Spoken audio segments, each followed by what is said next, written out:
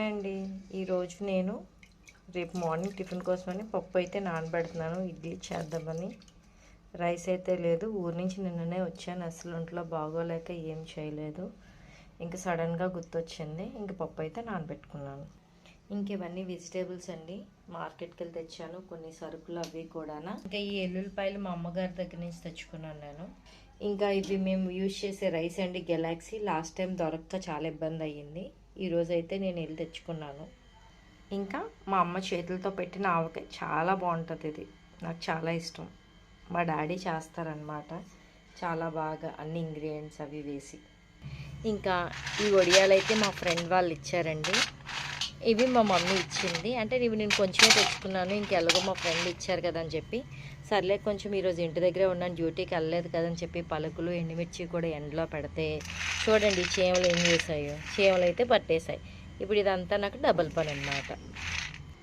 ఇంకా సర్లే కొంచెం పడుకుందామంటే నాకు ఈ చీమలు నాకు ఇంకొక పని అప్ చెప్పాయి. సో ఇవన్నీ క్లీన్ చేసుకొని ఇప్పుడు పడుకోవాలి. Bye bye. ఈవినింగ్ అయితే అయిపోయిందండి. పడుకొని లేచి కొంచెం గిన్నెలు ఉంటే అవి తోమేసుకున్నాను. ఇంకా కొంచెం హెడేక్లా అనిపించగానే కొంచెం టీ అయితే పెట్టుకుంటున్నాను. నాకు ఒక్కడిదానికే, మా హస్బెండ్ ఇంకా రాలేదు.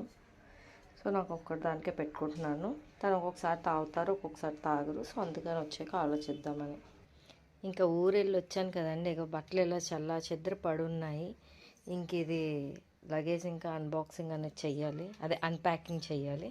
ఇంకా చూడండి, ఇంక ఈ బట్టలన్నీ నిన్న ఈరోజు ఫుల్గా ఉతికి పడేశాను. ఇంక వీటికి కవర్స్ అన్నీ, పరుపులన్నీ తీసేసాను. మళ్ళీ నాకు టైం దొరకదు కాబట్టి.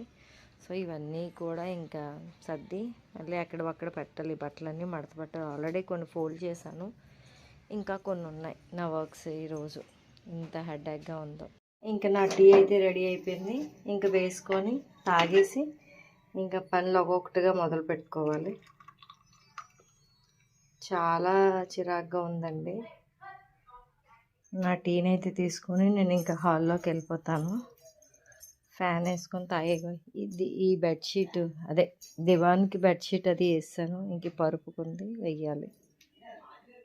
ఇంకా టీ అనేది తాగేసి ఆ మంచం కూడా సర్దేస్తే నా పని అంతా అయిపోతుంది. సర్దిన తర్వాత ఎలా ఉందో చూపిస్తాను, చూడండి.